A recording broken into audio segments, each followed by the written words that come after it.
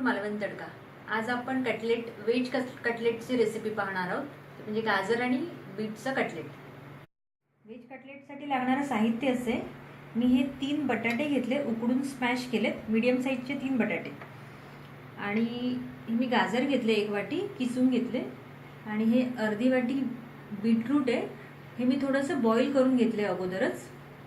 Bread crumbs आहेत, आलं लसूण आणि हिरवी मिरचीची पेस्ट आहे, हे मटार आहे, हे पण मी थोडे उकडून घेतलेत।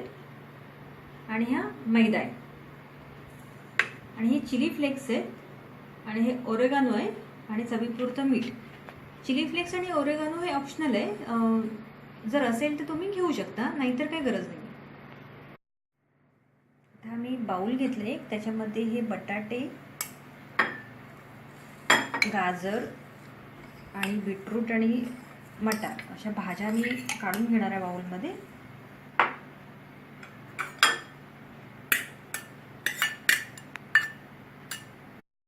तर मी भाज्या बाउलमध्ये काढून घेतल्यात, आणि मी आलं लसूण हिरवी मिरची पेस्ट टाकणार आहे, आणि मीठ आणि ड्राय मसाले टाकून घेते।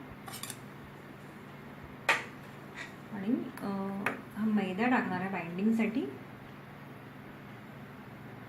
आणि मी थोडेसे ब्रेड क्रम्स ॲड करते, बाकी आपण वरतून लावायला ठेवणार आहे।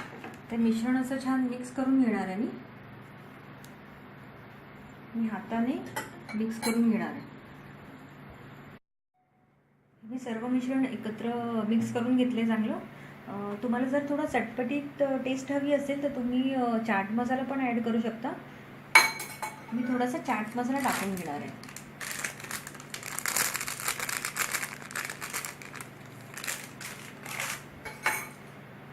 पुन्हा हे सर्व मिक्स करणार आहे।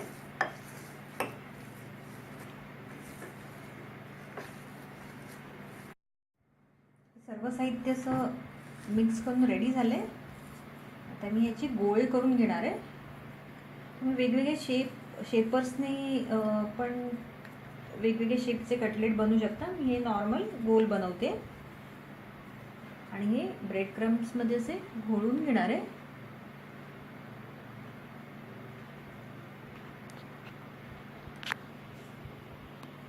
असे मी बाकीचे पण करून घेणार आहे। ह्याच्यामध्ये मी हिरवी मिरची वाटून घेतली आहे, त्याच्याबद्दल तुम्ही बारीक चिरून पण घेऊ शकता किंवा लाल तिखट पण वापरू शकता। मी आलं लसूण बरोबर ती वाटून घेतली, त्याच्यामुळे मी वेगळा लाल मसाला किंवा हिरवी मिरची टाकली नाही आहे। मला जास्त स्पायसी आवडत असेल तर तुम्ही लाल तिखट पण टाकू शकता, किंवा हे आता मी गाजर बीट आणि मटार वापरलेत, पण याच्याबद्दल तुम्ही अजून फ्रेंच बीन्स किंवा दुसऱ्या थोडंसं पालक चिरून घालू शकता, असं पण बनवू शकता। नॉर्मली मुलांना सलाड खायला आवडत नाही, कंटाळा करतात, तर तुम्ही अशा प्रकारे वेगवेगळ्या प्रकारे त्यांना खायला देऊ शकता, हे ते आवडीने खातील। आता माझे कटलेट ब्रेड क्रम्समध्ये घोळून रेडी झालेत। मी ते तवा तापायला ठेवला आहे गॅसवरती। आता मी एक एक याच्यामध्ये सोडून शॅलो फ्राय करून घेणार आहे।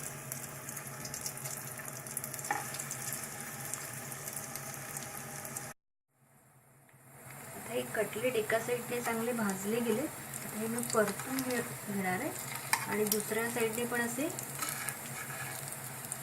गोल्डन ब्राऊन होईपर्यंत तळून घेणार आहे। जवळजवळ 3-4 मिनटं एका साईडने मीडियम गॅसवरती भाजून घ्यायचे।